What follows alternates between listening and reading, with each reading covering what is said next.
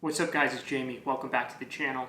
In today's video, I'm going to be unboxing my new MacBook Pro M1 for you. I'll also talk a little bit about my decision methodology and the model I went with. One thing to note, I'm not going to go through any benchmarking or tests or anything like that.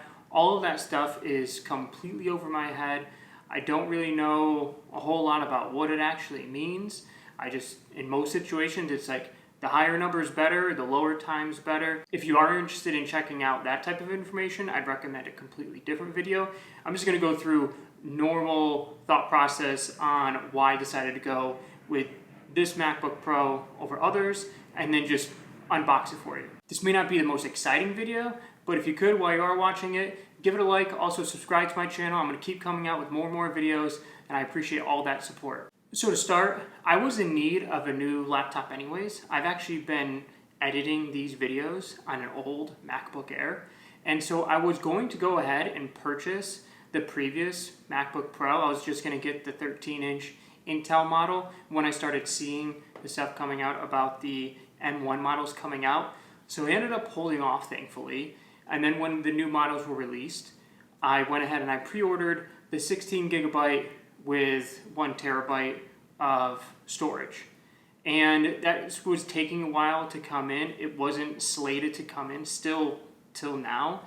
And once I started seeing some of these reviews talking about not having much of a difference between 8 gig and 16 gigabytes, I decided just to cancel that order and go purchase one that was in stock. So the model that I ended up going with was 8 gigabyte of RAM and 512 gigabytes of storage in the 13-inch MacBook Pro. I think that for my use case, that's going to be more than enough. Like I said, I've been editing all these videos on a MacBook Air. I'm not super intense, I'm not super well versed on crazy like video editing styles and different techniques and things you can utilize. So I think even that MacBook Pro is going to be more than I actually need. I do think it is good to future-proof when you are purchasing new technology. However, with this being so new, I think that we're going to see some rapid iterations of next generation chips and devices coming out. I feel like if in this instance I do want to spin out of the device in a year or so, there's not going to be that much of an overall loss because I didn't like max out the specs on it. I think if you are someone that holds on to your laptop for an extended period of time, maybe in that instance it would make sense to go ahead and spec out the device a little bit more. Also, if you are like a power pro user or whatever it is that they call it, then it would make sense for you.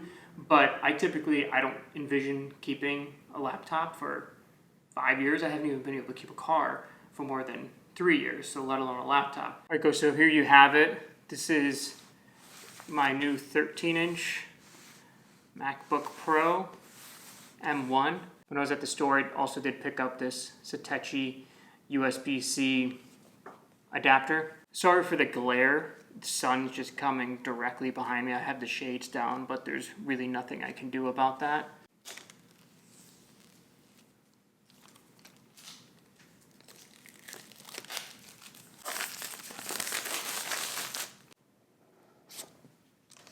I forgot to mention that I did end up going with the space gray model. I've never had a space gray Apple computer, so I figured this would be something that I should definitely go for, at least this time around. The packaging, we have the computer itself, obviously. USB-C power cord. Pretty standard quick start guide.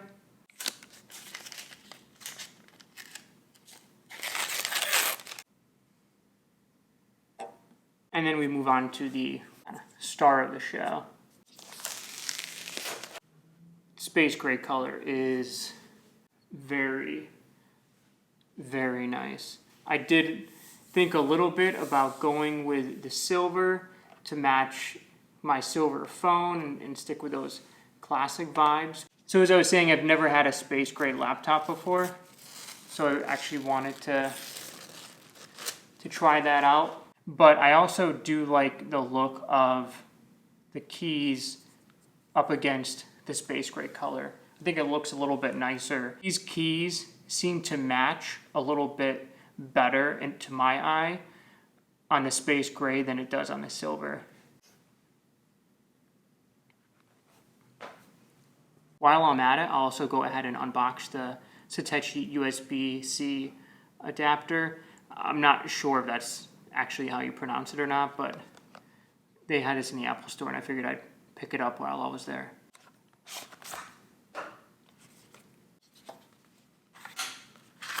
This thing looks pretty nice. It feels really good in hand too. It feels very, very high quality.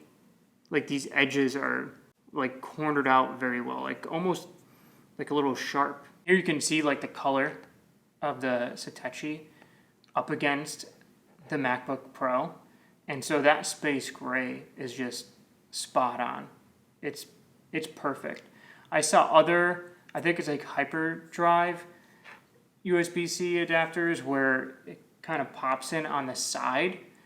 But I've heard some mixed reviews on those where there's like a gap or the connection's not all that great. So some people recommended using more of a dongle adapter as opposed to one that just plugs in directly, even though the one that plugs in directly looks a little bit cleaner and more seamless. So that's all I have for you today, guys. Like I said, I was just gonna do a quick like unboxing and buying process methodology. I'm not super technical, so going into like testing and comparing this versus that is not my expertise, so I don't want to even try to fake that. What I might do is follow up in a couple weeks and give like a real world review from like a normal user to get my just impressions of having the device for a little while, using it on my day-to-day for just light video editing and other normal everyday tasks. If that's something you're interested in, leave a comment below. Otherwise, as always, please remember to like the video, subscribe to my channel, and I'll catch you guys in the next one.